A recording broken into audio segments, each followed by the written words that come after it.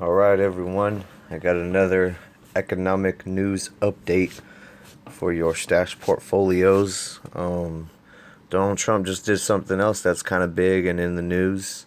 He revived the Keystone Pipeline and the Dakota Access Pipeline deals. So the Keystone, has been a little while since that got suspended. The DAPLs more recently. Like the whole protesting, the water protectors down there.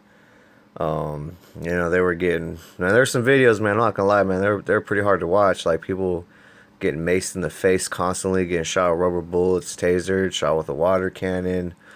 They had like dogs. I think like some chick like broke her arm, and like there's like just no one gave a fuck really. I'm not even gonna lie. I'm not gonna sugarcoat it. But anyway, like as bad as all that sounds, like how that's gonna play in the markets, that's kind of what I'm looking at, because I'm gonna keep it real. This is about the financials. This is about making some gains and investments. You gotta put your feelings aside.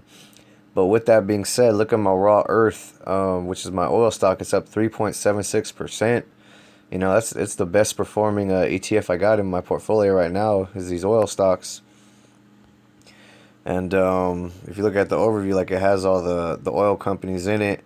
And there's no particular one that I don't think that's outshining. I know ExxonMobil I've mentioned before because Rex Tillerson going to be confirmed, I believe, as Secretary of State, and he's a big oil guy. For like 40 years, he was like a high, or maybe not the whole 40 years. He was a high-ranking person in Exxon, but like at least half that time, like 20 or less. Like he's been in a high-level position. So I mean, like this guy knows oil, and that's kind of I think what this presidency is trying to push for.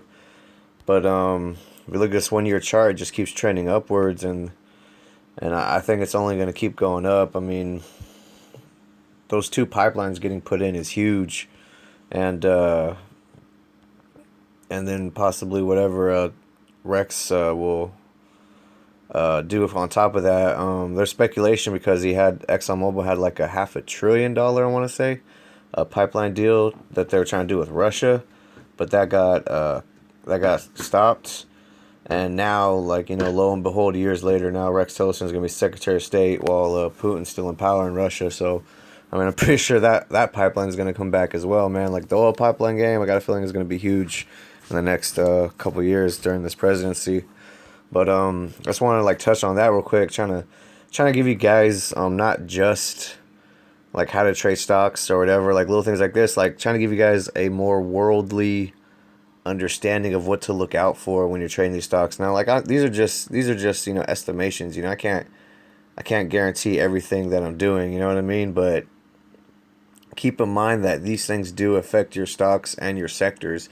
And in this case, the whole oil sector is almost up about 4%.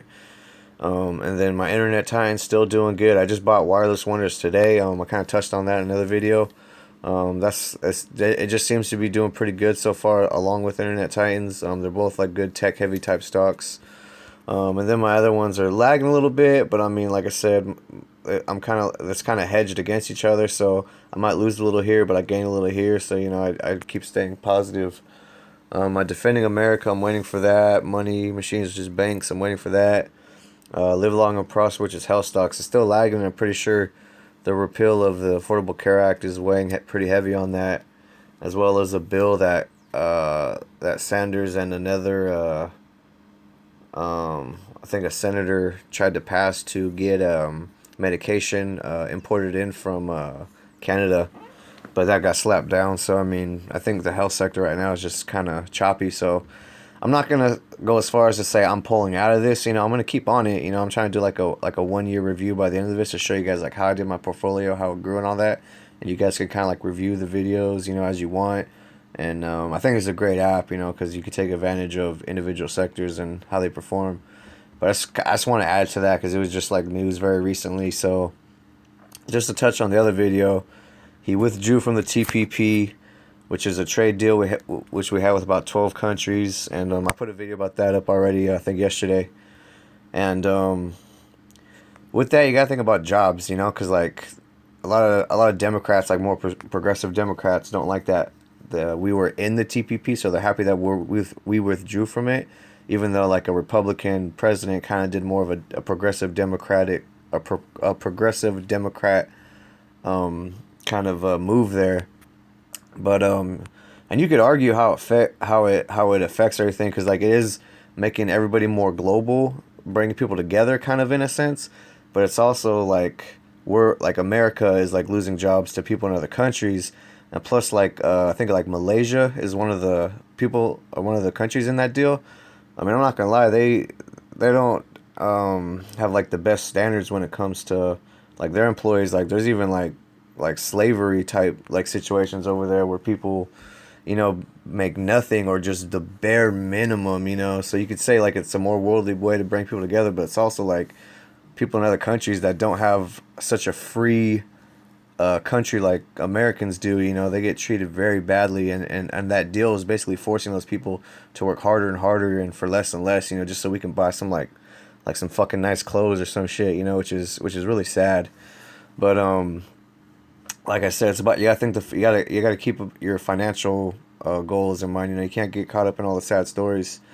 But that the TPP and reviving these pipelines, I think is very huge, and I think it's good that I got in the oil sector early, because it look like it's already paying off for me. Now, I mean, it could change. It could go down like tomorrow. You know what I mean? Like, I'm not trying to sound like this is gonna be the most amazing thing. You know, like I gotta keep watching it. I gotta stay on top of it. I gotta keep my head in what's going on in the news and stuff like that, and how things are gonna change. So I just want to give you guys that video.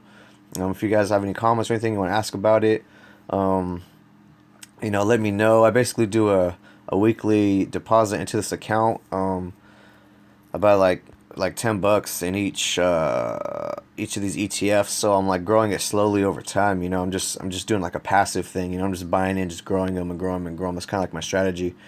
And you know, at the end of the year, I kind of do a really good review on this and let you know how it grew and how each sector did, and you know, maybe like what 2018 has in store. You know what I mean? But so if you guys like that video, I mean, leave a comment. You know, let me know if you have any questions. I'm more than willing to ask, or more than willing to answer.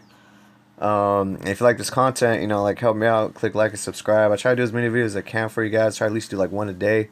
But like sometimes like big news happens, and I think this is big news. So I just want to put out there and make sure you guys know about it. You know, that you're aware, because you could like easily be jumping into like probably like the oil sector right now and probably be profiting from it, because a lot of like big things are going to be happening in the near future. So just keep all that in mind. And man, I hope you guys have a good rest of your day.